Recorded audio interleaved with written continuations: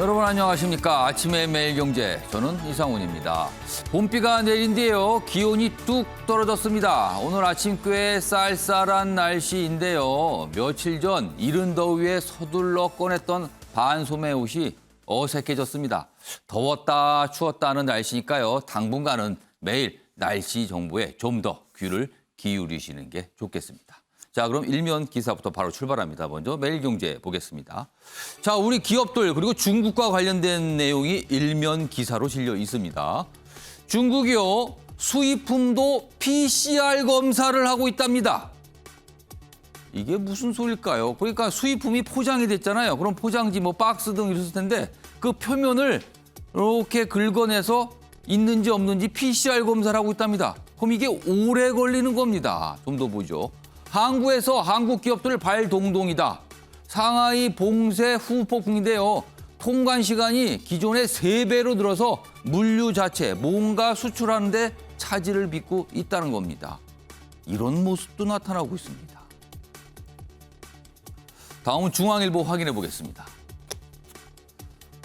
어제 있었던 윤석열 당선인의 2차 장관 인선 내용입니다. 제목이 위아래로 있는데요. 먼저 보겠습니다. 검수완박 정국의 한동훈이다. 법무장관 후보자. 이렇게 이름이 써 있고요. 아래로 가면은요. 그런데 윤 당선인의 마이웨이 인사다. 마이웨이. 마이웨이는 내 길 간다는 건데요. 통상 언론에 이 표현이 등장하면요. 그렇게 긍정적으로 쓰는 표현은 아니었습니다. 그리고 사진도 있고요. 좀 더 보죠. 여기 작은 제목으로 좀 자세히 돼 있습니다. 윤 당선인 비서실장 그리고 8명의 장관 후보자를 발표했습니다. 앞서서도 8명 했죠. 추가로 한 거예요. 검수완박과 상관없다고 밝혔지만 지금 법무부 장관 후보자 인선에 대한 내용인데요. 민주당과 강대강 대치 격화할 듯하다. 이렇게 전망을 싣고 있습니다. 이번엔 한국일보 보시죠. 자, 여기 보면요. 이쪽 끝에 1단 기사로 되어 있습니다. 초등학생도 코로나 그늘이다. 친구 대신 휴대폰 삼매경. 그러니까 그동안 제대로 학교를 못 갔죠. 그리고 지금도요. 학교를 갔다 안 갔다 이런 현상도 좀 그동안 있었어요. 초중고생 34만 명 조사 결과 특히 초등학생 저학년은요. 우울하다. 이런 반응을 보였답니다.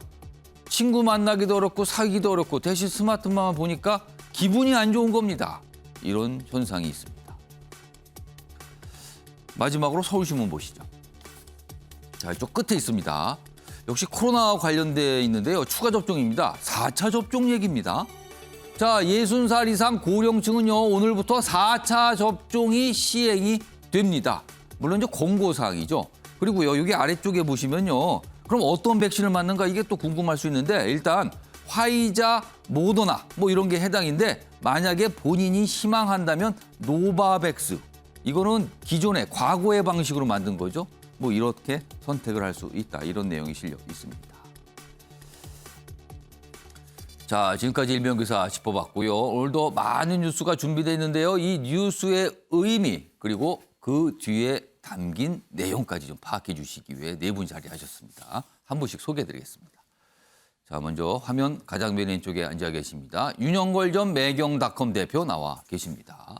그리고요, 그 옆에는요, 박상한 장한대 교수 자리하고 계십니다. 자, 세 번째 자리에는 현근택 변호사 나와 계십니다. 그리고요, 마지막으로 김재석 국민의힘 도봉갑 당협위원장 자리하고 계십니다. 자, 네 분 안녕하세요.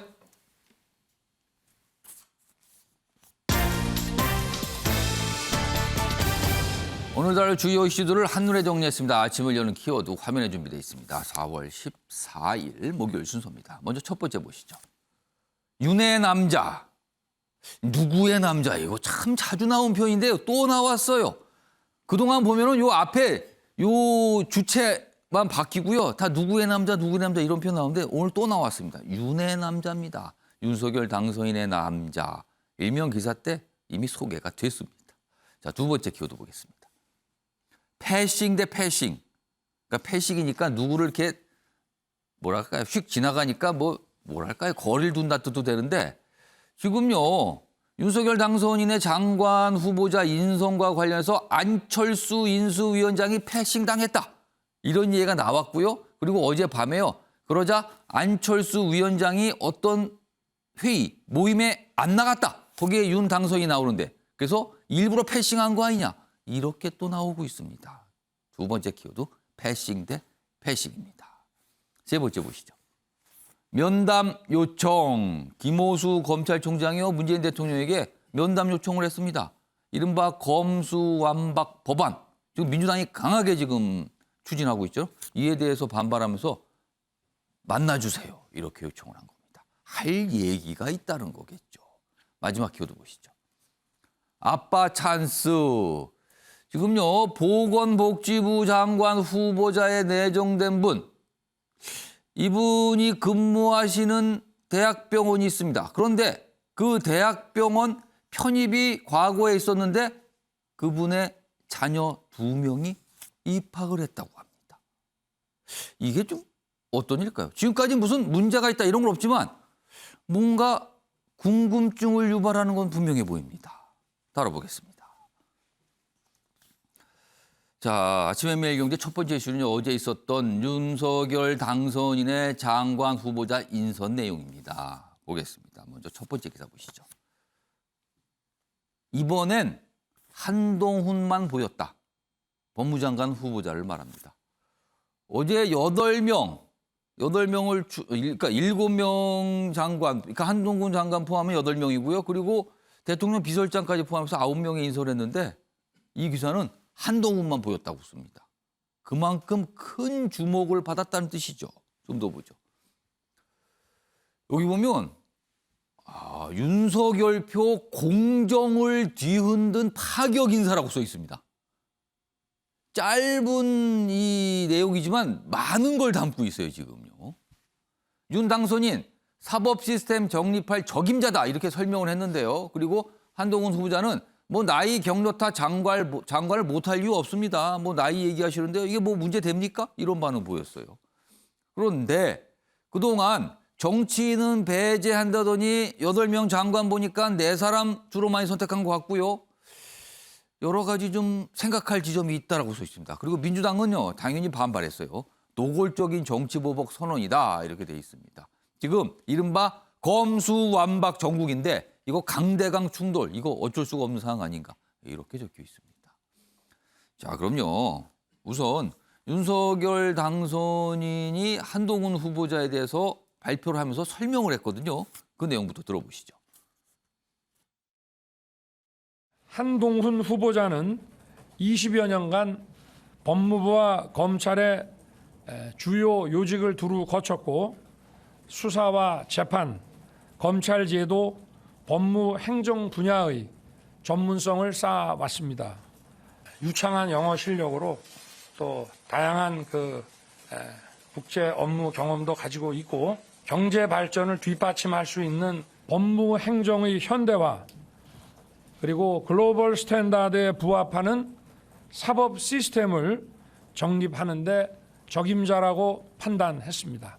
한동훈 법무부 장관 후보자에 대해서 좀 파격적이라는 평가가 나오는데 절대 파격 인사는 아니라고 생각합니다. 극찬이죠. 그러니까 요직을 두루 거쳤다. 그리고 특히 영어 굉장히 능통하다. 그리고 약간 국제적 감각도 있다. 사법 시스템 잘 만들 것이다. 뭐 이런 내용. 그리고 파격 아니다라고까지 설명이 나왔습니다. 자, 그러면요. 뭐 많은 분들이 어제부터 이 뉴스 많이 보셨겠지만 그럼 궁금하잖아요. 도대체 누구길래 이렇게까지 얘기를 한 건가? 다음 기사로 보겠습니다. 자, 윤석열 정부 2인자로 뜨나 이렇게 돼 있고요. 지금 뭐 고발사주 의혹 사건이 있는데 여기에 뭐 피고발 상태다 이렇게 좀 써 있죠. 그러니까 이 기사는요. 약간 뭔가 제목부터 비판적인 분위기가 좀 나오죠. 좀 더 보면 자, 누구일까? 이른바 이제 조국 전 장관 관련해서 그리고 적폐청산 수사 주도한 검찰 내의 대표적인 친윤 인물이다. 그러니까 과거에 이른바 뭐 차떼기 사건 뭐 이런 거 있잖아요. 그런 것도 사실 이 검찰에 입문한 지 얼마 안 됐을 때만 사건을 다뤘거든요. 그러니까 굵직굵직한 사건을 많이 다룬 검사입니다. 그리고 없어지는 민정수석 역할을 대신하는 실세로 등극할 수도 있다. 이렇게 좀 적혀 있습니다. 자, 그럼요. 어제 윤석열 당선인의 발표가 있은 뒤에 한동훈 후보자가 설명도 했고요. 질문도 좀 받았어요. 그 내용 들어보시죠. 이 법안이 통과되면 국민들이 크게 고통받을 것이기 때문입니다. 반드시 저지되어야 한다고 생각합니다. 자, 그러면서 뭐 추가적 질문을 받았어요. 그래서 뭐 검찰이 어떻게 해야 된다 이런 태도의 문제가 있었거든요. 그런 태도가 검찰은 무슨 역할을 하는 거다. 뭐 이런 설명과 질문도 좀 있었습니다. 자, 형우택 변호사. 네. 법조계에 계시니까요. 어떤 인물입니까? 좀 소개 좀 해주세요. 일단 1973년생이고요. 그다음에 아마 사법고시를 95년에 그러면은 우리 나이로, 그러니까 만으로 따지면 49입니까 그렇죠. 지금요? 그러니까 어찌 보면 학교 다닐 때 이제 소년 4학년 정도에 합격하고 예.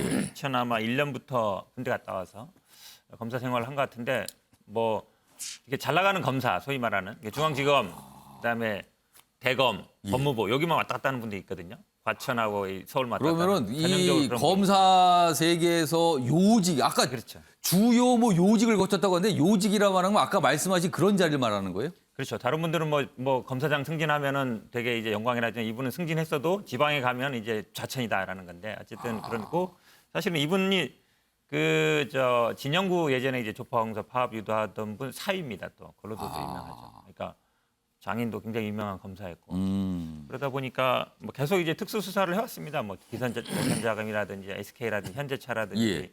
더 유명한 건 아마 이제 윤석열 검찰총장이 총장 시절에는 감독대 강력부장이었고 그다음에 중앙지검장일 때는 3차장 특수부를 해왔기 때문에 또 국정농단 수사 때도 같이 했었고요. 그러니까 윤석열 당선인하고는 뭐 뗄래야 뗄 수 없는 사이 거의 뭐 복심이다라고 보면 되고 제가 보기엔 오히려 그동안에 대변인 역할을 한 게 아닌가. 윤석열의 대변인. 왜 그러냐면 실제로 윤석열 총장이 뭐 문재인 정부와 이렇게 맞서고 이럴 때 계속 보면은 대신해서 말을 많이 해왔어요. 검찰 내 사실은 왜냐면 검사들이 개인적인 입장을 내는 게 거의 없거든요. 공식적으로 안 냅니다. SNS를 예. 잘 안 하고. 근데 계속 해왔어요. 그거를. 그러니까 어떤 일만 생기면은 입장을 내고. 그래서 저는 오히려 윤석열의 대변인 그동안 이런 예. 역할을 사실상 해왔다. 이렇게 보고 저는 뭐 이번 인사 보면서 사실상 뭐 정치에 대비시킨 게 아닌가. 정치에 대비를 시켰다. 그렇죠. 왜냐하면 법무장관이라는 게 법무행정만 하는 자리가 아니거든요. 정무직이죠. 그렇죠. 정무직 정무직이기 자리입니다. 때문에 사실상 뭐 그동안 대변인 역할을 하다가 이제 정치인으로 대비시킨 게 아닌가. 그리고 어쨌든 뭐 검사들이 아시겠지만 대부분 보면 이제 인사권이 가장 중요합니다. 예. 부장검사까지는 뭐 15년 정도 하면 가는데 그다음에 한 20년 넘어가면 이제 검사장 승진을 해야 되거든요. 예. 검사장 승진이 굉장히 목을 맵니다. 그러면 사실 인사권을 군으로 쥐고 치면 그거를 뭐 별을 단다 그렇죠. 이렇게 이만 좀 단다, 비유하죠. 별단 얘기인다는 얘기인데 굳이 뭐 수사 지휘할 필요가 없어요. 딱 인사권 쥐고 있고 그거 갖고 있으면 누구를 승진시킬지 그러면 이제 알아서 다 이렇게 쫓아오게 돼 있거든요. 예. 제가 보기에는 뭐 인사권 가장 강력한 장관이 제청해야 되잖아요. 그런 부분에 법무장관 하니까 추미애 전 법무장관도 당시에 인사권 관련돼서 여러 가지 좀 일들이 있었고 사실 윤석열 총장 시절 충돌도 있었고 그런 거 아닙니까? 그 자리가? 예, 추미애 장관 같은 경우에 정치인이잖아요. 추미애 라인 그러지만 사실은 그거는 저는 언론이 만들어낸 프레임인 것 같고 예. 그거는 뭐 나가면 없어지는 자리인데요. 지금 윤석열 라인 그다음에 한동훈 라인은 그동안 쭉 있었던 라인 실제로 존재하는 예. 거고 아마 검찰 인사에서도 대충 예측이 되죠. 총장이라든지 중앙지검이나 이런 분들이 어떤 사람이 될지 대충 눈에 들어오는 것 같습니다. 아까 화면에 윤석열 당선인과 한동훈 후보자가 이렇게 같이 있었던 그 어떤 이 인연을 보여주는 그림이 있었거든요. 그거 다시 한번 보겠습니다. 여기 보시면요. 2003년부터 여기 적혀 있죠. 대검 중수부 윤석열 당선인 당시 맡았는데 역시 그 중수부. 그리고 국정농단 특검 수사팀장 당시 파견 검사로. 그리고 서울중앙지검장 시절에 여기는 3차장 검사로. 특수부입니다. 그리고 검찰총장 시절엔 대검 반부패 강력부장. 그냥 뭔가 같이 갔다는 거죠. 계속. 굉장히 깊은 인연으로 확실히 보입니다. 이렇게 보면요. 자, 일단 어제 인선이 있었고요. 자, 그럼 이 의미는 무엇인가? 그리고 민주당은 과연 어떤 반응인가? 뭐 이런 내용의 기사가 있습니다. 먼저 다음 보시죠. 자, 한동훈 검찰 요직 넘어 장관으로 직행했다. 그렇습니다. 지금 그냥 검사장 정도 수준인데 그 위에 혹시 그동안은 혹시 서울중앙지검장 또는 뭐 검찰총장 뭐 이렇게 좀 인선하지 않을까 했는데 그걸 뛰어넘어서 장관으로 간 거예요. 검수완박에 대한 윤석열 당선인의 대답이다. 이렇게 분석하고 있습니다. 좀 더 보죠. 그러니까 지금 이른바 이제 검찰 수사권 관련해서 정면 돌파 의지를 이렇게 당선인이 보여준 거다. 그동안 당선인이 별다른 얘기 안 했는데 이 자체가 벌써 신호다. 그리고요. 민주당이 추진 중인 한국형 FBI 이런 얘기 나왔거든요. 지금 수사기관을 새로 뭐 만든다는 걸로. 근데 이게 법무부 산하에 설치하게 되면 법무부 장관이 뭔가 판단할 수 있다는 거죠. 그리고요.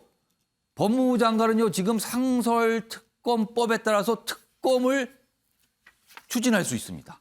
법무부 장관이 원하면 특검을 발동시킬 수 있는 거예요. 지금. 이렇게 돼 있습니다. 지금. 그러니까 뭔가 실질적으로 뭔가 역할을 할 수 있다는 뜻이 되는 거죠. 그래서 민주당은 지금 이거는 인사 참사를 넘어 인사 테러다. 뭐 이렇게까지 반응을 보였습니다. 다음은 민주당의 반응을 좀 더 자세히 보겠습니다. 민주당 한동훈 지명 윤석열 당선인의 검찰공화국을 천명한 거다. 이거 전쟁하자는 거다. 이렇게까지 나왔네요. 그리고요. 이런 얘기도 있습니다. 지금 민주당에서. 지금 검수완박 법안 추진하는 거 이거 지금 여러 가지 좀 당내도 의견이 있었는데 이거 역시 계속 가야 된다는 걸 보여준다. 민주주의 수호를 위해서 가야 된다. 그러니까 오히려 민주당 내 강경파들의 목소리가 커졌다는 거죠. 지금. 자, 그럼요. 이와 관련해서 민주당과 정의당에서 나온 목소리가 있습니다. 들어보시죠. 인사 참사 정도가 아니라 대국민 인사 테러입니다. 공정이 아닌 공신을 챙겼고 상식은 내팽개에 친 채 상상을 초월했습니다. 통합을 바라는 국민들에 대한 전면적이고 노골적인 정치 보복 선언입니다. 벌써부터 한동훈보다 차라리 별장 성접대 사건의 김학의 전 차관이 낫겠다는 이야기까지 나오고 있습니다. 대한민국은 검찰청이 아닙니다. 시민들이 대선을 통해 선출할 사람은 검찰총장이 아니라 대통령입니다. 대통령은 칼을 잡는 사람이 아니라 칼을 쥔 사람과 그 칼 끝을 다스려야 할 사람입니다. 그런데 오늘 법무부 장관 후보 지명은 더불어민주당의 검찰 수사권 분리에 맞서 싸울 전사를 선택한 것이 아닌지 의문입니다. 자, 이런 상황에서요. 윤 당선인의 비서실장 장제원 국민의힘 의원은요. 본인이 또 글을 좀 공개하면서 이렇게 썼어요. 그러니까 지금 한동훈 후보자 관련해서 여러 가지 얘기가 나오는데 칼 대신 펜을 들어준 거다. 뭐 이런 취지로. 그러니까 좀 이 여당과 정의당에서 나오는 여러 건 비판을 의식한 것 같아요. 그래서 그런 설명도 좀 했습니다. 자, 김재섭 위원장. 국민의힘 내부에서도 이거 예상을 했습니까? 뭐 많은 분들이 좀 깜짝 놀랐다 이런 반응 보였는데 어떤 반응들이 어제 있었습니까? 사실 예상을 못했던 것 같습니다. 대다수가 그런 것 같았고 실제로 뭐 중진 의원들 가운데서도 예. 전혀 이제 한동훈 후보자를 법무부 장관으로 내정할 것을 예측하지 못한 분들이 더 많은 것 같아요. 예. 실제로 그 우리가 윤석열 당선인이 이제 우리가 대선이 끝나고 나서 예. 한동훈 검사가 어떤 검찰의 요직으로 갈 것이다라는 예상들은 다들 넉넉하게 하셨거든요. 그럼 그 요직이라는 거는 지금 거친 거보다 좀 높은 자리니까 아까 말씀드린 대로 서울중앙지검장 예. 또는 좀 더 간다면 검찰총장. 뭐 그 정도를 대부분 예상을 했는데 대부분 이제 정치적인 문법, 그러니까 이 정치인들이 가지고 있는 생각으로는 예. 이게 요직으로 갈 만한 능력은 충분한 사람이지만 아마도 그러면 또 어떤 검찰공화국이라는 민주당의 비판도 분명히 있을 수 있고 이러니까 되게 한번 뭐 어디 거쳐서 온다든지 내지는 지금 대장동과 관련된 여러 가지 수사들이 수원지검에 집중되어 있다 보니까 예. 중앙지검은 좀 부담스러운 자리고 정치적으로 오히려 수원지검으로 한번 거쳐서 오지 않을까 뭐 이런 수원지검장 뭐 이런 예, 자리. 뭐 이런 식으로도 좀 예측이 다양하게 나왔었거든요. 근데 근데 갑자기 그게 전혀 아니었어요. 그게 전혀 아니고 이제 법무부 장관으로 바로 이 영전을 하게 되는 이런 상황이다 보니까 예. 아무래도 이 정치적인 문법을 따르고 있는 국민의힘 중진 의원들이나 다른 의원들도 전혀 예측하지 못했던 것이 사실인 것 같습니다. 그렇다면 그거는 윤석열 당선인은 기존의 정치 문법을 따르는 게 아니다. 이 뜻이 되는 겁니까? 그렇죠. 이제 전통적인 정치 문법은 아니라는 거죠. 그래서 확실히 이제 그 힘으로 대통령이 된 사람이기도 하고 그 힘을 가지고 또 자신만의 어떤 인사 방식으로서 예. 한동훈 검사를 법무부 장관으로 임명을 한 것인데 이제 앞서서 이제 한동훈 그 후보자에 대한 많은 비판들이 있었지만은 저는 이런 거를 같이 봐야 된다고 생각을 합니다. 예. 첫 번째로는 한동훈 검사의 능력에 대해서 문제를 삼는 분들은 거의 안 계신 것 같아요.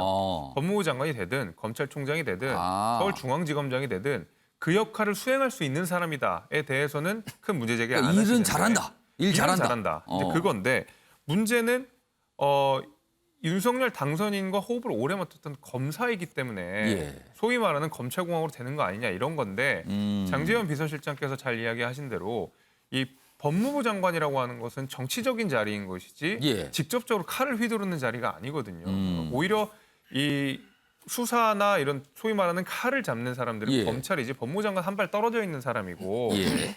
실제로 저는 이거랑 같이 맞물려서 봐야 된다고 생각하는데 윤석열 당선인이 검찰의 독립성을 꾸준하게 이야기했습니다. 예. 검찰의 독립성이라고 하는 것이 결국 뭐겠습니까? 대통령 당선인과도 거리를 둬야 되는 것이고 당연히 법무부 장관이랑도 거리를 두는 예. 말 그대로 검찰 내부의 독립성을 갖춰야 된다. 예. 법무부 장관이 누구든지 간에 검찰은 독립적이어야 된다는 이야기를 사실 한동훈 검사를 후보자로 내정하기 전부터 계속했던 얘기거든요. 이렇게 맞물리게 하다 보면 한동훈 후보자를 통해서 어떤 검찰을 통제한다든지 내지는 예. 검찰 공화국을 만든다든지 하는 것은 사실 논리적으로 일관성이 없는 내용입니다. 저는 또 그런 의미에서라도 오히려 한동훈 검사를 예. 법무부 장관에 임명한 것은 칼을 휘두르기보다는 정말로 지금 요즘 우리 형사사법 제도 자체가 요동을 치고 있거든요. 그 가운데서 오랜 검사 생활을 했던, 오랜 법조인 생활을 했던 윤석열 당선인이 예. 좀 형사사법 제도의 중심을 좀 잡기 위한 포석으로 저는 그렇게 생각하고 있습니다. 그러니까 일 잘하는 사람을 뽑은 거다. 지금 뭐 약간 그런 방향의 설명이셨어요. 자, 박창환 교수님, 뭐 평가를 좀 해주시고요. 동시에 민주당 지금 사실은 뭐 검수완박 또는 뭐 검찰 수사권 뭐 폐지 또는 뭐 박탈 뭐 이렇게 표현되는데 이게 사실은 당내에서 이견도 있었거든요. 근데 이 부분이 더 민주당 내에서 힘을 얻게 될 가능성 이런 얘기가 나오거든요. 이건 좀 어떻게 보시는지요? 네, 일단 뭐 한동훈 후보자 발표를 보고 예. 참 협치, 통합 이런 거는 이제 끝났구나. 협치 통합전 안 보인다. 네, 뭐 전면전 선언이다 이렇게 느껴졌습니다. 사실 뭐 민주당에서 그 동안에 서울중앙지검장 가는 것도 이거 검찰 장악 아니냐 그러면서 물어뜯을 기세였는데 예. 몇 단계를 뛰어넘어서 법무부 장관으로 갔습니다. 그런데 그 법무부 장관 자리가 과거에 왕수석으로 불렸던 뭐 민정수석 자리가 이번에 없어졌잖아요. 그렇습니다. 지금 없앤다 그랬단 그렇죠. 말이에요. 그 권한도 법무부 장관에게 있습니다. 인사검증의 권한이 법무부 장관에게 있어요. 그렇죠. 하여튼 마땅한 대안이 없다라면 지금 법무부에서 법무장관이 하지 않을까 지금 이런 얘기 나오거든요. 그러면 인사에 대한 검증권도 법무부 장관에게 있고 그다음에 지금 검수완박을 추진하기가 뭐 5월까지 지금 예. 이제 입법시키겠다는 건데 자 그랬을 경우에 특수청이 생깁니다. 이 특수청을 누가 관할하느냐? 지금 민주당에서 그 대안을 안 내놓는 이유가 예. 법안을 안 만들어 놓은 게 아닙니다. 만들어 놨습니다. 예. 만들어 놨는데 이런 상황을 우려한 거죠. 자, 한동훈 검사장이 법무부 장관이 됐다. 예. 그러면 원래 계획은 특수청을 법무부 산하에 두는 거였어요. 그러니까 왜냐하면 검찰과는 또 떨어진 독립적인 또 행안부에다가 두게 그렇게 되는 되면 거네. 경찰의 권력이 너무 비대해지니까. 이미 국가수사본부가 또 경찰에는 있잖아요. 그렇죠. 그래서 법무부 산하로 두려고 했는데 이걸 발표를 하지 못하고 있는 겁니다. 왜? 이런 상황 때문에. 자 이렇게 되면 먼저 윤석열 당선인이 먼저 소위 말하면은 선제 공격을 한 거다. 이렇게 봐야 되겠죠. 그래서 검수완박에 대해서 이렇게 받아친 셈이 됐다. 이런 해석이 나오는 거군요. 그렇죠. 그러면. 그러면은 과거에 민정수석 자리가 했던 역할에다가 그다음에 이제 초유의 수사권을 직접 발동할 수 있는 거기다가 중수청, 뭐 특수청 이런 얘기 나오고 거기다가 있고. 상설특검까지 발휘할 수 있다. 이러면은 역대 유례 없는 가장 강력한 권한을 가진 법무부 장관, 실세 법무부 장관이 등장하는 겁니다. 과거에 우리가 청와대에서 대통령에게 영향을 미치는 사람을 왕수석이라고 그랬는데 예. 왕장관의 등장이 왕장관이요. 네. 그렇게 평가를 하고 싶고 근데 문제는 민주당이 이걸 어떻게 받아들이냐는 건데 가뜩이나 온건파가 설 자리가 많이 약했습니다. 뭐 만장일치로 검수완박을 당론으로 정했다고 했지만 예. 사실 토론 과정을 보면은 3분의 1 정도가 반대했었거든요. 속도 예. 조절로를 얘기했었습니다. 민주당 지지층 내에서도 사실은 속도 조절을 하자는 요구가 많았거든요. 예. 그런데 이 인사를 딱 보고 나니까 이거는 뭐 검찰 장악 정도가 아니라 검찰 우에서 완전히 뭐 수사권과 이 뭐 전면전을 딱 예. 선포하는 분위기가 되니까 이제 민주당 내에 온건파에 설 자리가 없어진 겁니다. 할 말이 없어졌다는 네. 거예요. 그럼 이제는 남은 건 뭐냐? 기차가 달려오는 기차가 서로 부닥치는 거 구경하는 일만 남은 겁니다. 그럼 보는 국민들만 예. 굉장히 답답하고 이것도 몇 년 전에 예. 마치 서초동과 광화문에서 국론이 양분됐던 것처럼 또다시 선거 전이든 선거 후가 됐든 이걸 가지고 앞으로 또 몇 년 동안 국론이 양분되는 거 아니냐라고 하는 우려가 나올 수밖에 없는 대목인 거죠. 지금 장관 후보자가 됐기 때문에 이제 인사청문회를 해야 돼요. 엄청난 격전장이 될 것이다, 지금. 그 인사청문회장이. 지금 이렇게 예상이 되는 겁니다. 자, 다음은요. 어제 인선이 나온 뒤에 검찰의 반응을 좀 소개하고 있죠. 검찰 중용될 줄은 알았지만 이거는 굉장한 파격이다. 물론 윤 당선인은 그 파격 아니라고 얘기했지만 검찰 내부에서는 이런 목소리가 있답니다. 그리고 약간 당혹했다. 당혹감도 보였다. 좀 더 보이죠. 검찰총장의 7기수 후배. 그러니까 뭐 연수원 기수는 뭐 27기, 그다음에 김호수 총장이 20기 뭐 그렇죠. 검찰이 사실 이 기수 뭐 이거 여러 가지 뭐 비판과 지적받지만 여전히 중요하다고 보거든요, 지금 이 내부에서는. 그리고 40대다. 검수완박 저지 국면 속에 인사 충격. 그러니까 지금 검찰에서는 검수완박 이거 저지한다는데 이렇게 인선이 나오니까 이게 어떻게 되는 거지? 이런 반응인 거예요. 그러니까 여당이 반발 강하게 하는데 이거 더 속도 더 낼 거 아니냐. 검찰은 또 이런 걱정을 하고 있습니다. 아까 좀 설명이 좀 있으셨죠, 배들분들께서. 이겁니다. 자, 유영보 전 대표님. 네. 일단 이게 뭐 민주당에 대한 어떤 반응도 있지만 검찰 내부에서 지금 이 기수를 따져보면 그렇다면 한동훈 후보자보다 윗기수들은 이참에 다 나가라. 검찰에서. 알아서 나가세요. 뭐 이런 신호일 수 있다는 해석도 있습니다. 이건 어떻게 보십니까? 뭐 그럴 가능성도 있죠. 이번 인사가 충격인 거는 예. 우선은 문재인 정부 들어와서 핍박받은 검찰의 핵심 인력이라는 거죠. 예. 그리고 윤석열 당선인의 측근이라는 거.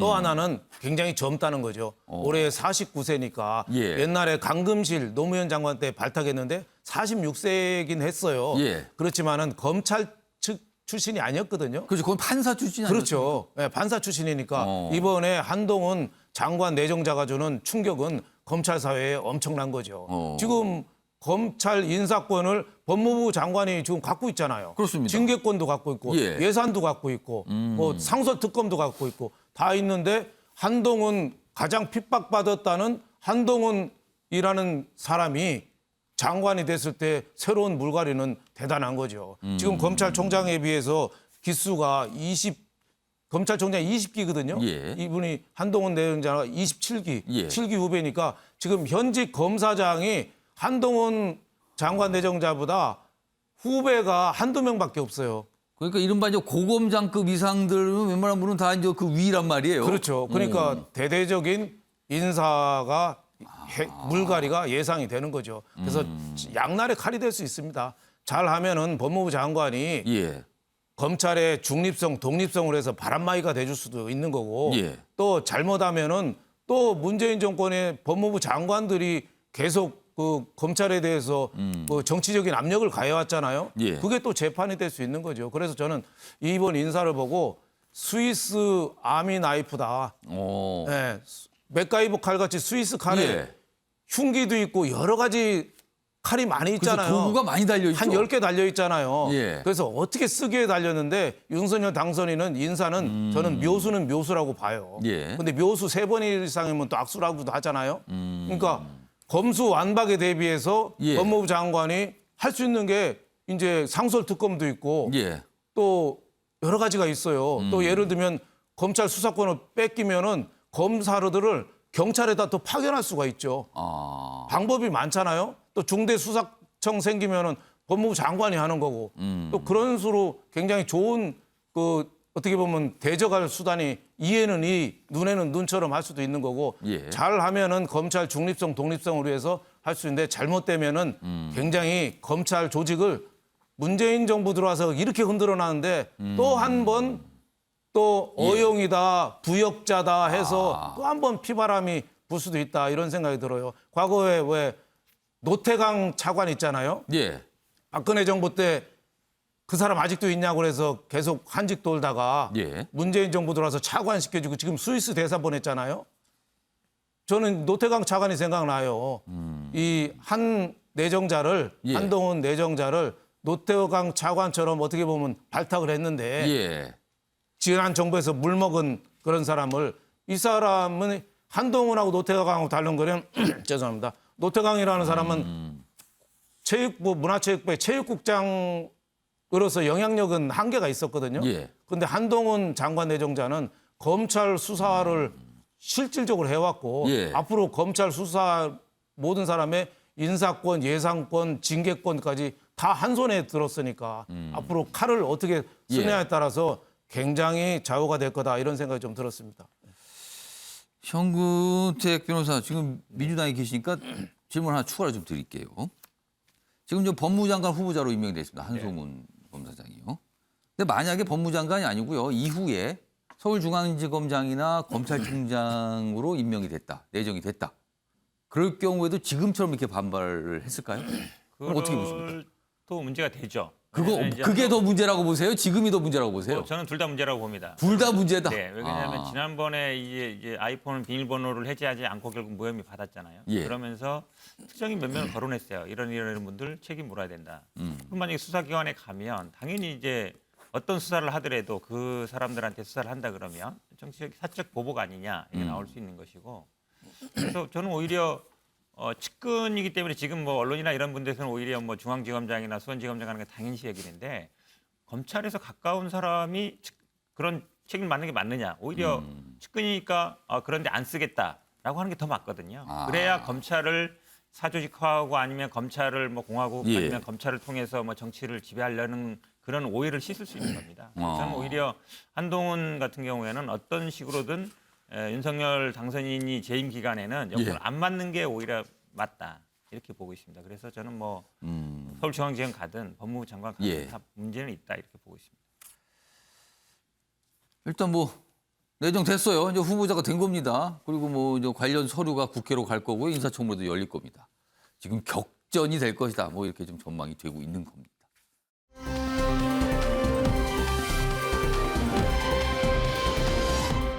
자, 다음은요. 안철수 인수위원장과 관련된 내용이 있네요. 이른바 이제 패싱. 뭐 이런 표현이 여기서 등장을 합니다. 이런 기사가 있네요. 안철수 2차 내각 어제 발표가 됐는데 여기에서도 패싱에 윤석열 만찬 패싱했다. 패싱에 패싱으로 뭘 보여줬다는 거죠. 물 건너가는 공동정부. 그렇습니다.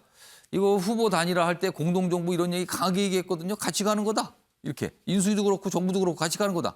근데 이 정도면 이거 물 건너갔다 지금 이겁니다. 지금 어제 뭐 많은 분들이 이제 관련 질문을 받고 답을 했는데요. 뭐 뾰족한 얘기는 없었어요. 그리고 국민의당에서는 어제 이 한동훈 관련, 이 인성 관련해서 비판하는 또 약간 목소리도 나왔어요. 일각에서. 자, 이렇게 돼 있습니다. 자, 그럼요. 이와 관련해서 어제 윤석열 당선인 그리고 안철수 위원장 뭐 기자들이 질문을 좀 했거든요. 그 모습이 있습니다. 보시죠.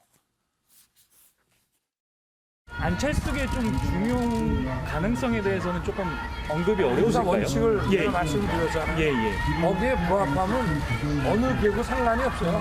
거기에 부합하지 않으면 안 되는 것이고.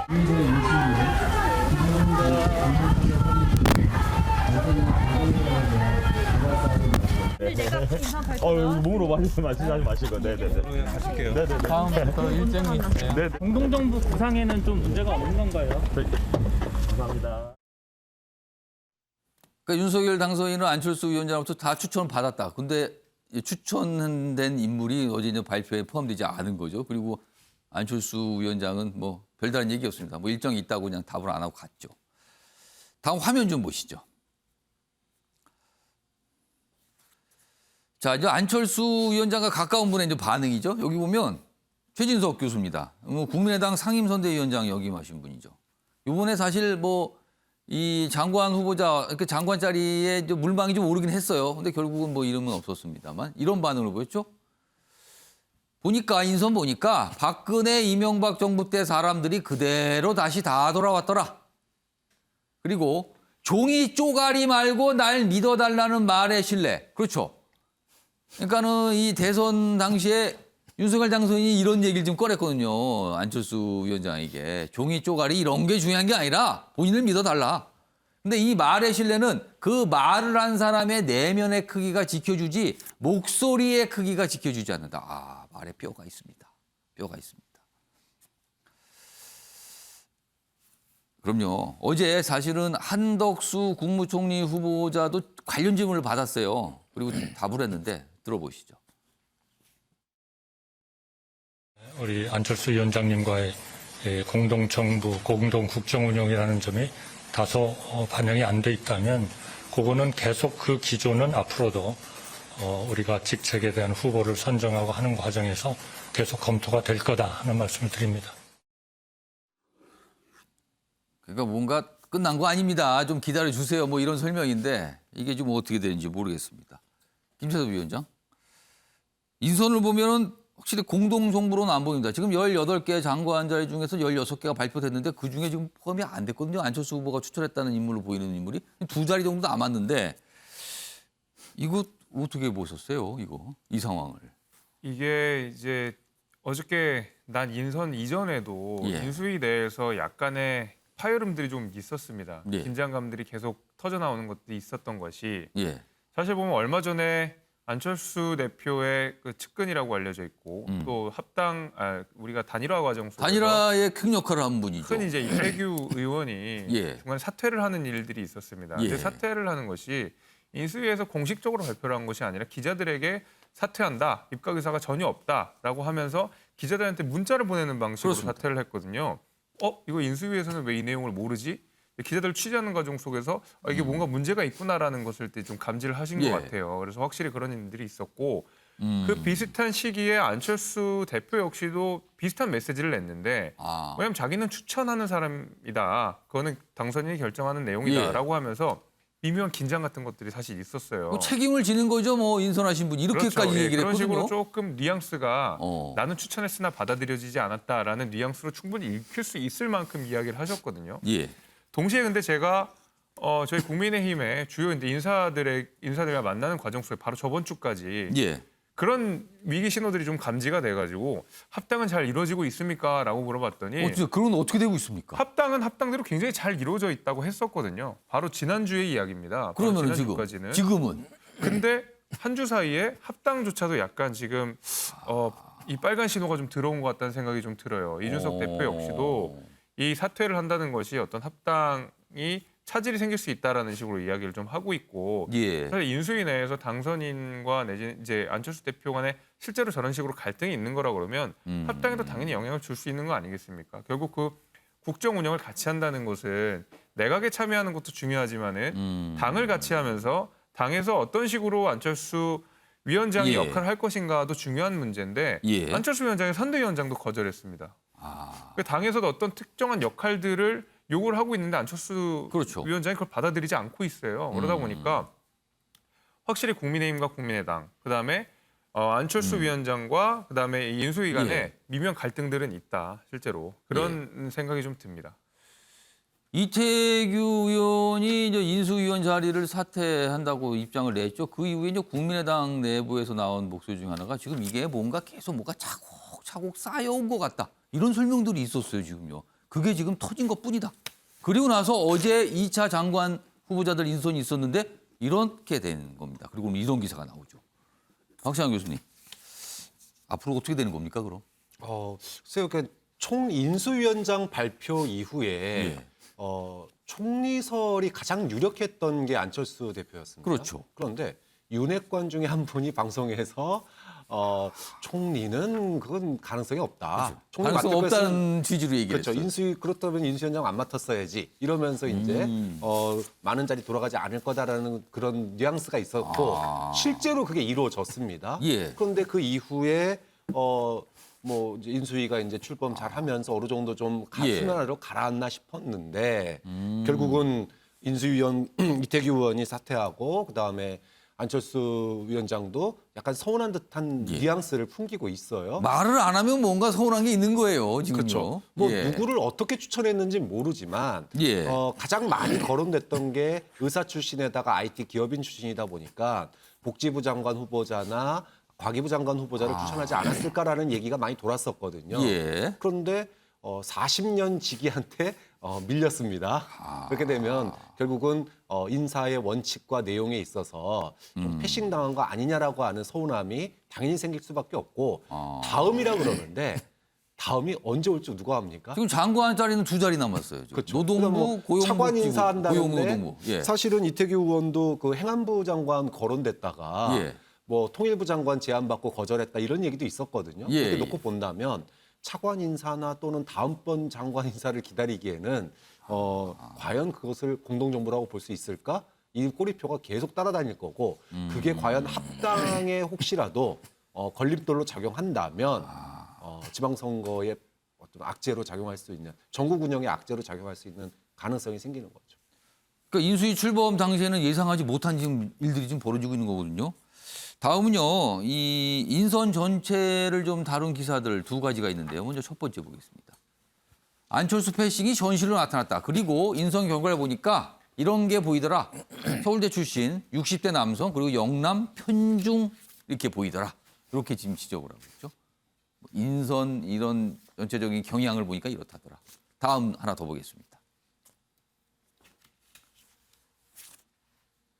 새 정부, 그러니까 윤석열 정부를 말하는 거죠. 마음 열고 널리 인재를 구했는지 의문입니다. 이렇게 제목이 돼 있어요. 아래로 갑니다. 자, 법무부 장관의 최측근 한동훈. 이거 대치 심각해지는 거 아닙니까? 그리고요. 비슷한 경제 관료들이 많고 정무 쪽을 잘하시는 분은 잘 안 보입니다. 이 뜻이고요. 다양성, 참심성 부족한 끼리끼리 인선 아닙니까? 이렇게 지적을 하고 있군요, 지금. 인재 널리 구한 거 맞습니까? 이렇게 질문을 던지는 기사입니다. 윤영걸 전 대표님. 지금 16자리의 장관 그리고 대통령 비서실장까지 인선이 됐어요. 네. 어떻게 평가하시겠습니까? 새로운 정부가 나오면은 예. 좋게 평가하거든요. 예. 주로 언론 주로 허니문 기간이라고 그래서 예. 저도 뭐 좋게 한 6개월은 얘기지고 싶은데 이번 인사는 보면은 좋게 얘기가 좀 어렵습니다. 저는 3가지가 없다고 봐요. 예. 하나는 감동이 없어요. 발탁 인사라든지 스토리가 있는 사람이 하나도 없어요. 또 하나는 예. 개혁 의지가 없어요. 그냥 무난한 공무원 출신들, 아는 사람들, 어디 병원장 하던 사람들, 뭐 인력풀이 뻔해요. 또 하나 3번째 화합, 통합, 화합. 이게 누가 상징적인 인물이 누가 있죠? 네? 그러니까 감동이었고 개혁이었고 통합이 없어요. 예. 그 공동정부도 안 하고 그리고 또 지역 안배도 안 하고 예. 여성 발탁도 별로 없었거든요. 예. 그러면은 능력이라도 아주 앞서야 되는데 좀 능력을 봤다 이렇게 설명이 있었는데. 근데 누가 능력이 딱 뭐가 드러나나요? 지금 뭐 고만고만하지 않아요? 관료라는 게 무난하게는 하는데 개혁에 가장 저항적이거든요. 예. 규제 해제에 관료들이 맡고 있습니다. 근데 지금 한덕수 총리, 예. 또 김대기 비서실장, 또 추경호 의원. 비슷비슷하잖아요. 이창양 뭐 산자부 장관. 관료 출신들. 다들 관료 출신이면서 끝나고 나서 광화문에 로펌이나 사회이사나 기업체 고문에 왔다 갔다 하다가 이번에 또 한 자리 차지한 거예요. 막말로 얘기해서. 그런 사람한테 무슨 신선한 미래를 기대할 수가 있죠? 국민의 아픔을 어떻게 할 수가 있죠? 한덕수 총리 같은 분은 예. 5년간 신용카드 사용이 제로라잖아요. 그러면은 어떻게 법인카드로 콩나물 2부 산 겁니까? 아니면 전대 차고 다니나요? 전대 차고 시장 보러 다니나요? 어떻게 5년간 카드를 하나도 안 쓰죠? 저는 아주 실망했습니다. 그래서 앞으로 지금이라도 더 좋은 사람들을 좀 많이 발탁하고 예. 새로 미래를 좀 보는 그런 좀 개각도 하고 내각도 인선하고 예. 지금이라도 늦지 않았다. 좀 인력풀을 좀 넓게 좀 썼으면 그런 생각이 좀 듭니다. 성택 변호사. 네. 그러니까 윤석열 당선인이 이제 인선 발표 직접 하면서 이 설명한 내용 중에 이제 핵심적인 취지가 이미 능력이 검증된 인물들을 등용을 한 거다. 이렇게 강조했거든요. 이건 좀 어떻게 보세요? 예, 그렇게 말은 하고 있는데 지금 앞에 말씀하신 것처럼 개인적으로 친한 분들이 굉장히 많아요. 한동훈뿐만 아니라 지금 뭐 이상민 장관 후보자라든지 정호영 후보자라든지 다 뭐 사적으로 친한 분들이거든요. 개인적으로. 그러니까 능력을 본다 그러면 사실상 그 사적 관계 없이 예. 뭐 공적으로 사람들이 봤을 때 저분은 능력 있는 사람이야 평가된 사람인데 명확하게 사적인 인연 전혀 없는데 뭐 일을 잘하시는 분. 그리고 왜 그러냐면 그러니까 할당이라든지 이런 걸 안 하겠다. 한마디로 얘기하면 지역 할당이라든지 남녀 이런 거 배려를 안 하겠다. 오직 능력만 보겠다 그러는데 알고 봤더니 말씀처럼 관료 출신이라든지 아니면 개인적으로 친한 사람들만 쓰면 사실은 오히려 과거에 우리가 그래도 지역 할당을 좀 해야 되는 거 아닌가? 여성 장관도 어느 정도 해야 되는 거 아닌가? 그리고 어느 정도 뭐 대학이라든지 출신이라든지 따져야 되는 게 아닌가? 예. 그럴 때는 그걸 배려를 하는 거거든요. 근데 이렇게 해버리면 특정 지역, 특정 대학에 다 몰리게 되는 거잖아요. 그래서 국민들이 보았을 때 다른 지역에 있는 사람들, 아니면 다른 학교 출신들, 아니면 다른 뭐 사적 인연이 없는 사람들은 뭐 이 정부에서는 내가 뭐 앞으로 역할을 할 일이 없겠구나 이렇게 생각되면 앞으로 점점 고립될 것이다. 아마 제가 보기에는 아마 이번 인사로 인해서 지지율이라든지 기대치는 더 낮아질 것이다 이렇게 보고 있습니다. 자, 뭐 안철수 위원장 얘기까지 하는데 이제 인선 얘기까지 쭉 이어졌어요. 또 관련 내용이라서요.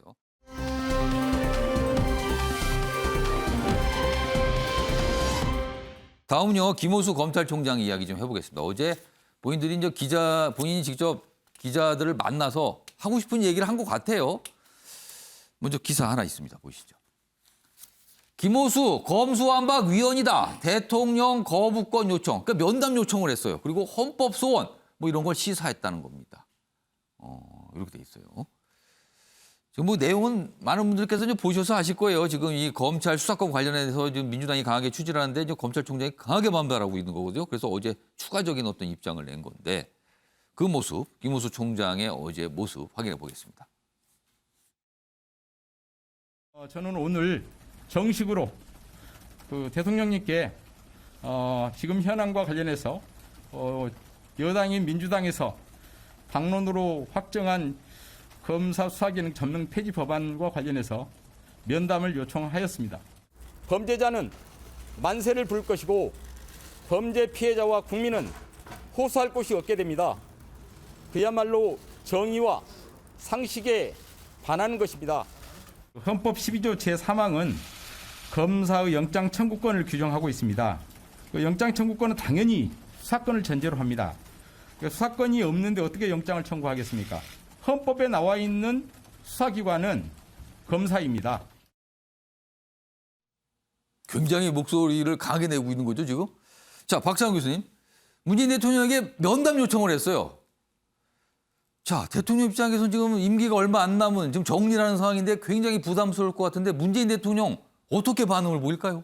청와대 입장은 공식 요청이 오면 고민해 보겠다. 이렇게 얘기를 했습니다. 저 정도면 공식적으로 한 거 아닙니까, 지금? 이제 뭐 공식 요청이 오면 아마 좀 뭐 피하기는 어려울 것 같아요. 그럼 만나긴 할 거다? 만나는데 뭐 특별한 얘기 있겠습니까? 뭐 검찰의 이야기를 잘 전해 들었다. 요 정도 선이 아마 결국은 끝이 아닐까. 그럼 그 정도로 끝나면 만약에 면담을 했는데 그 정도로만 대통령이 얘기를 했어요? 그럼 김호수 총장은 그 다음은 어떻게 되는 겁니까? 사실 근데 김호수 총장의 지금 그 목소리 높이는 거에 대해서 국민의힘도 민주당도 다 뚱한 반응이에요. 갸우뚱한 겁니까 사실 지금? 국민의힘에서도 김호수 총장이 왜 갑자기 목소리를 높이지? 이런 반응.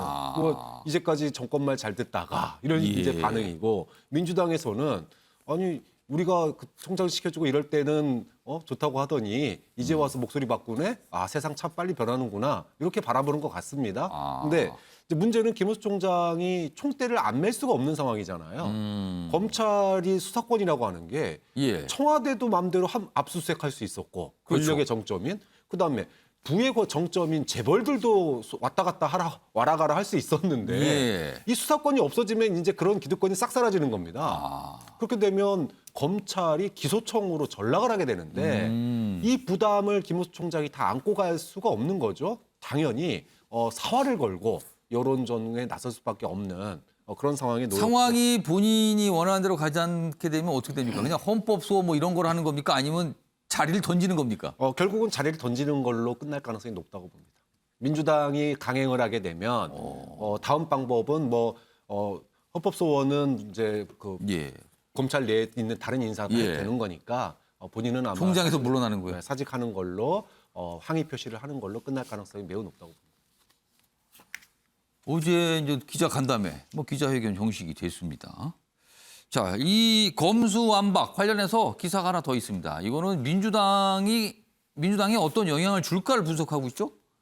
자, 이게 여기는 이제 검찰 수사권 분리 이런 표현 있죠. 민주당에서는 이제 검수완박 표현은 이게 적합하지 않다 뭐 이런 반응이 있어서 그런지 이런 표현도 나왔네요. 검찰 수사권 분리.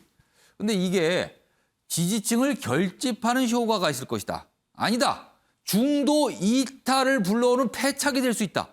자, 그렇다면 이 얘기가 나오는 거는 6월 지방선거 때문입니다. 과연 여기에 득될까 독될까입니다. 이렇게 나와 있습니다.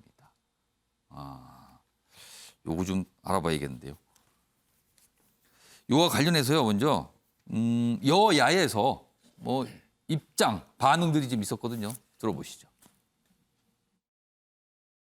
김호수 검찰총장은 헌법 공부를 다시 해야 될 거라고 생각을 하고요.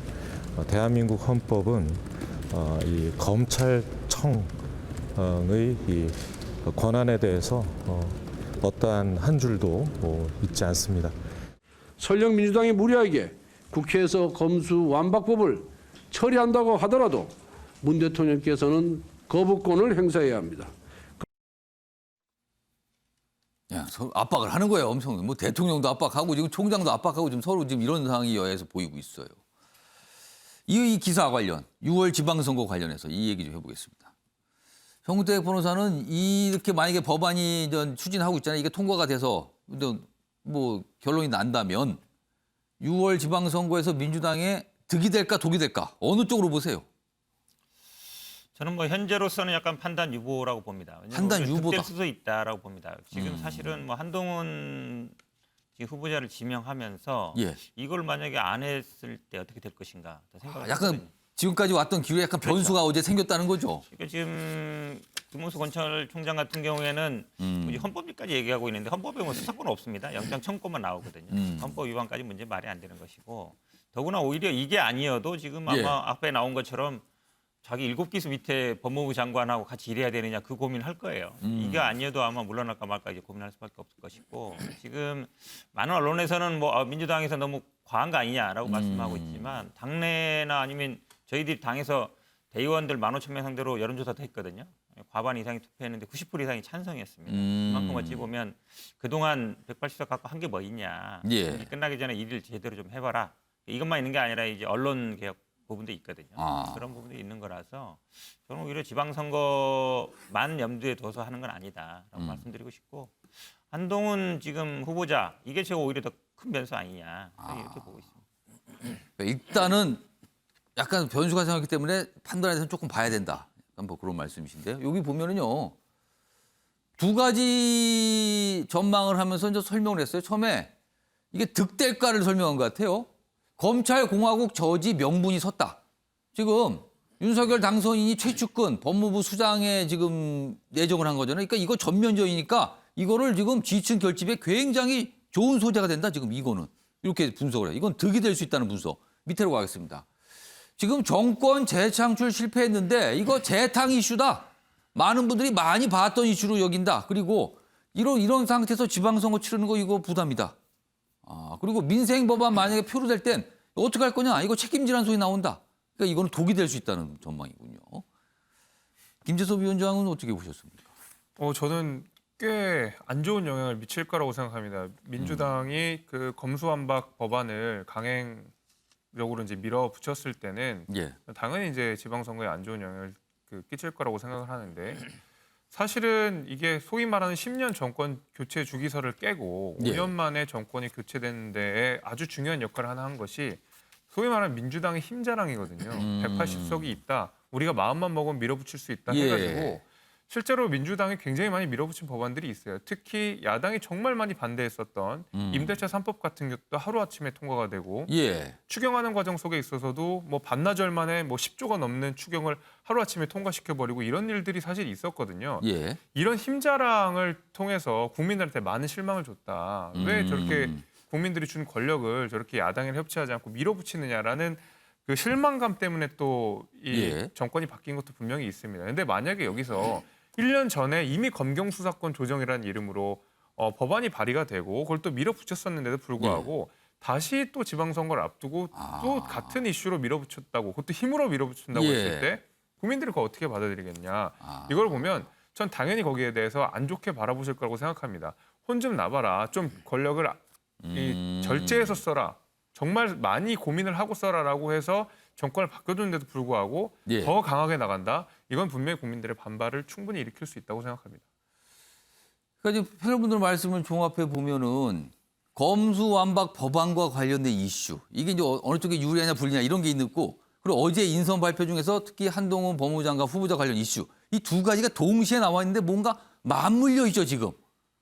과연 어떤 영향, 그리고 각자 입장에서는 어떤 효과가 있을까? 이게 지금 아직은 명확한 판단을 모르겠다는 거죠. 지금.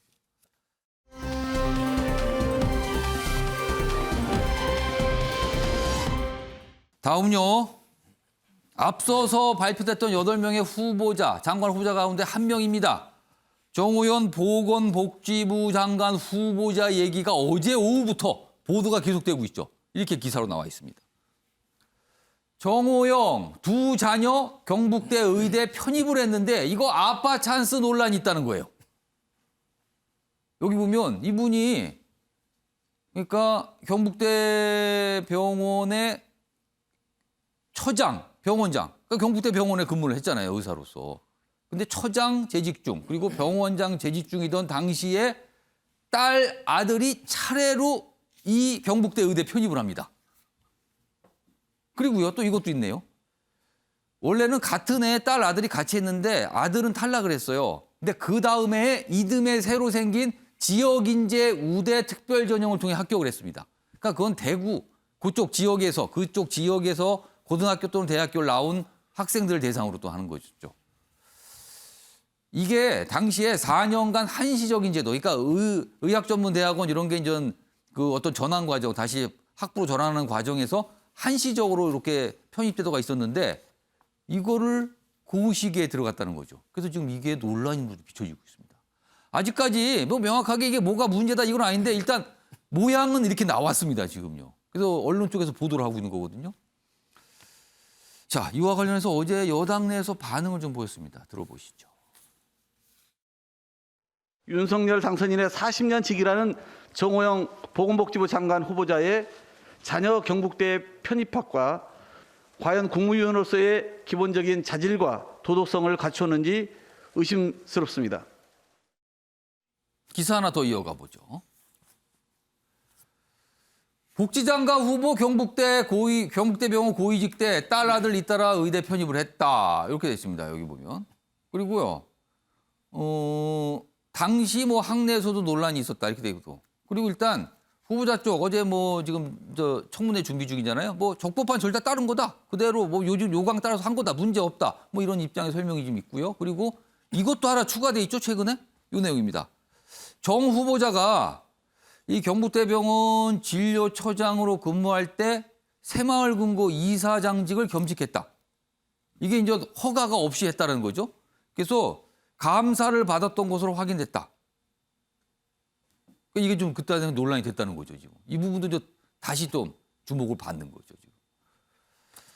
자, 이 얘기 좀 해보겠습니다. 윤영걸 대표님. 네. 이것도 어떤 의견이십니까? 뭐 아직 증거는 나온 건 예, 없는데 뭔가 뭐 이게 명확하게 이게 네. 문제다 이건 아니에요, 지금. 뭐 우연히 자꾸 겹치니까 히브리 말에 없는 게 우연이라는 말하고 은퇴라는 말이 없잖아요. 사람은 죽을 때까지 일해야 된다고 해서 은퇴라는 말 안 쓰고 예. 우연이라는 말이 없다는 거죠. 원인이 있어야 결과가 있다는 거죠. 그게 의과대학이 얼마나 들어가기가 어렵습니까? 전국에 있는 의과대학 이과생들 전국에 있는 의과대학 1등부터 다 들어가고 그 다음에 뭐 서울공대가 뭐 이른바 시작된다는 뭐 그렇게 좀 그런 얘기를 얘기까지 하시죠. 있을 정도로 의과대학이 어려운데 2017년부터 2021년까지 4년간 의과대학 학사 편입 제도를 했는데 그 사이에 아들, 딸 둘이서 경북대 의대를 편입을 했어요. 그러니까 정호영 내정자가 그 진료처장 때 딸 편입하고 또 병원장 할 때는 아들 편입하고 저러니까 저게 얼만큼 실력으로 해서 했는지 저 아버지가 그 자리에 있으면서 뭐 병원장이나 진료처장이 영향력을 어느 정도 행사했다고 볼 수 있는 게 또 많은 사람의 의심이잖아요. 일단 뭐 그런 논란인 거죠. 그래서 그렇죠. 예. 증거는 없지만 예. 그러니까 여기에 대해서 저는 의심이 나오고 하나도 아니고 자식 둘 저러니까 인수위나 저 국민의힘에서 예. 빨리 진상조사를 해야 됩니다. 그래서 이상이 없으면 계속 밀고 나가고 조금이라도 하자가 있으면은 썩은 쌀은 빨리 도려내야 되거든요. 예, 주식시장에서도 왜 부실주 오래 끌고 있으면은 예. 망해요. 조국이라는 주식 오래 끌고 있다가 문재인 정권이 정권 교체가 됐는데 거기도 지금 자녀 입시 그렇죠. 문제가 그 큰 문제가 된 대장이잖아요. 거잖아요. 그러니까 스탑 로스 컷이라는 말 했잖아요. 아니다 해서 빨리 싹을 잘라내야 되는데 저는 뭐 지금 의심하기는 좀 이르긴 하지만 예. 우연히 저렇게 겹치니까 빨리 진상을 좀 들여다봐서 예. 과거 정권, 지금 문재인 정권의 잘못된 거를 되풀이 답습하지 말기 바랍니다. 지금 후보자 측 어때 설명이 좀 있었거든요. 화면으로 다시 좀 보겠습니다. 자, 인사청문 준비단이 이제 밝힌 입장이죠. 학사 편입 모집 요강에 따라 적법 절차로 부정의 소지 없이 뭐 편입했다는 것이 후보자의 입장이다. 그리고 뭐 오늘 나온 보도에 따르면은 뭐 학부 성적이 좋았다. 뭐 붙을만 했다. 뭐 이런 설명, 뭐 이런까지 좀 보도가 되고 있는데 일단 입장은 이렇게 나왔어요. 자, 박상한 교수님은 어떻게 보셨어요? 네, 뭐 편입과 관련돼서 뭐 사실 확인을 하면 될 것 같습니다. 그러니까 당연히 논란이 될 수밖에 없죠.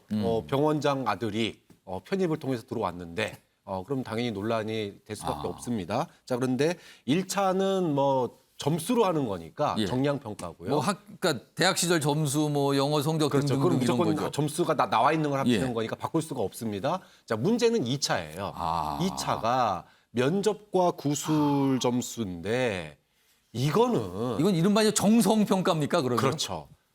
면접과 구술을 통해서 병원장 아들을 갖다가 과연 점수를 낮게 줄 사람이 과연 얼마 있을까? 충분히 이 부분은 의혹이 갈 만한 부분입니다. 뭐 그렇기 때문에 이 부분에 대한 좀 발표가 조사가 좀 필요한 거 아니냐라는 거고요.